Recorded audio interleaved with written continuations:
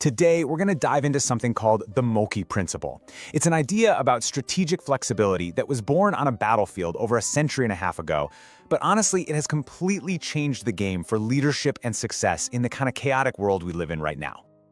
So it all kicks off with this really powerful paradox.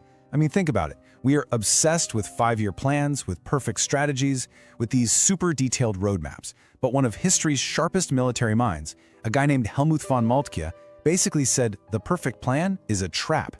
He was convinced that real power isn't having a detailed map, but having a mindset that's so strong and so locked into its goal that the plan itself, well, it just becomes a secondary detail.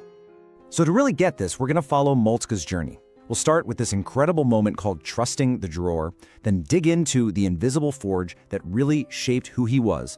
We'll unpack his core philosophy in a system of expedience, and then see it in action with the mission command machine. After that, we'll see its huge impact in the Moltke Principle, and then finally, we'll figure out how you can use all this by building your compass. Okay, let's jump right into that defining moment. Picture this. The year is 1870. We're in the Prussian General Staff building in Berlin. And France, the biggest military power in Europe, has just declared war.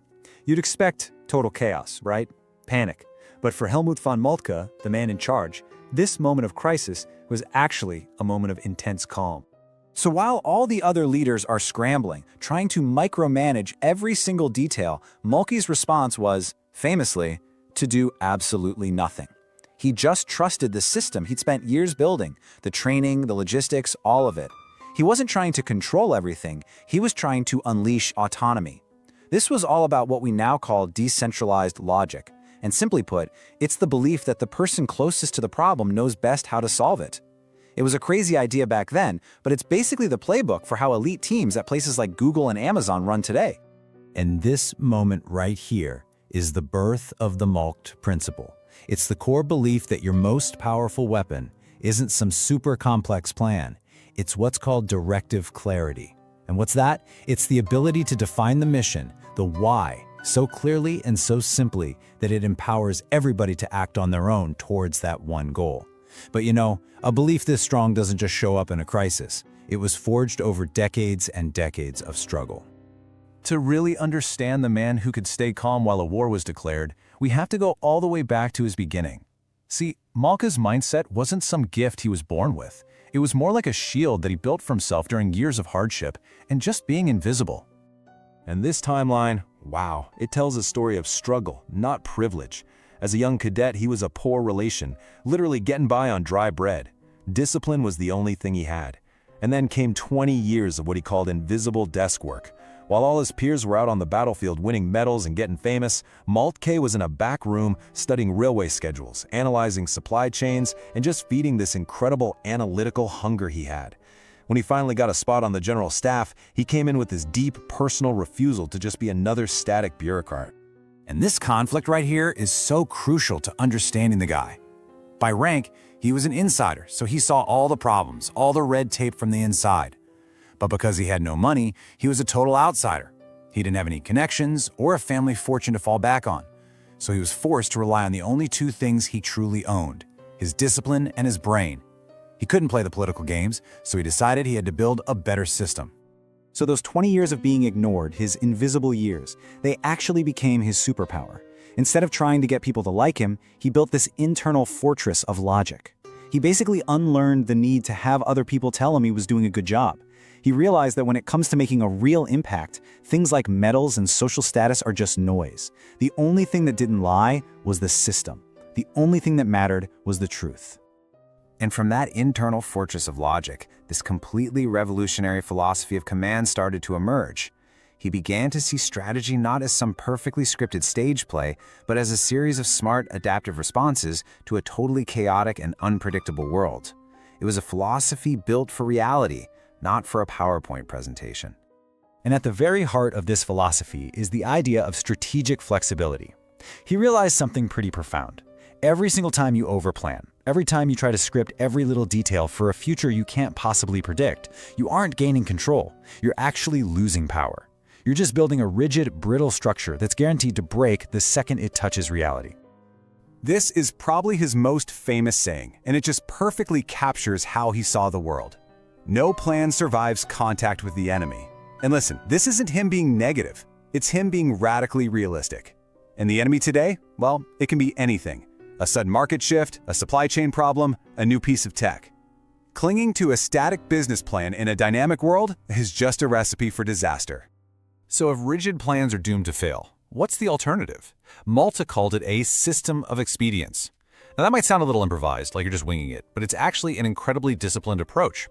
It's all based on decentralized decision-making, which is really a radical form of trust.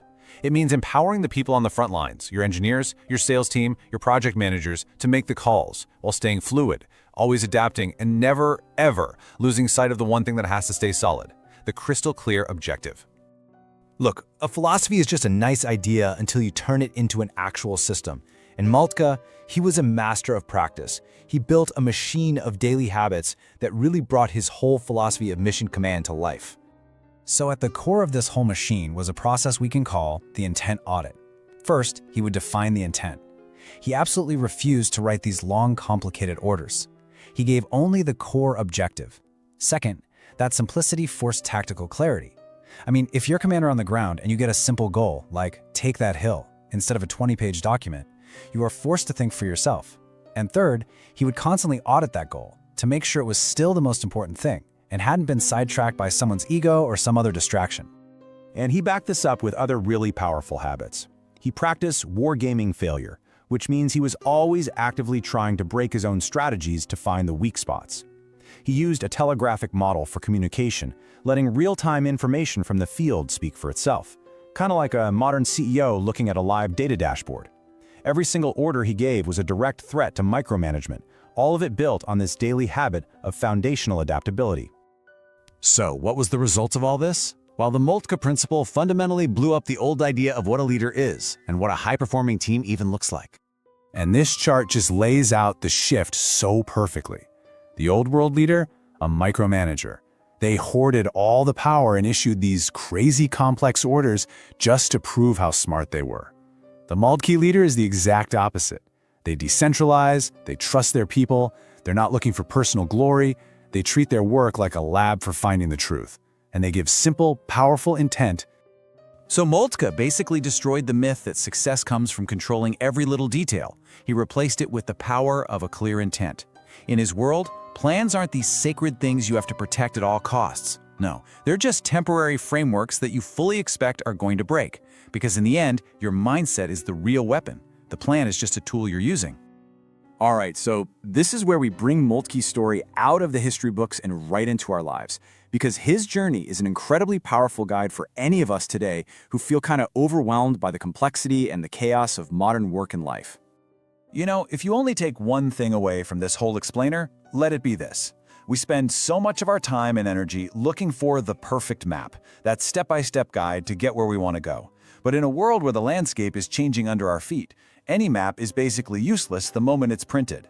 Moltke's lesson is to stop clinging to the map and start building a compass. A compass doesn't tell you which path to take. It just gives you a reliable direction, your intent, your purpose, so you can find your own way through any terrain, no matter how wild it gets. So here's a little challenge for you. Find one area in your life, a project, a team, maybe a personal goal that you've been micromanaging, and try that intent audit. First, define the why. Can you get the core objective down to one simple sentence? Second, find one decision you've been holding on to and just delegate it. Give it to someone closer to the action. And finally, ask yourself this question.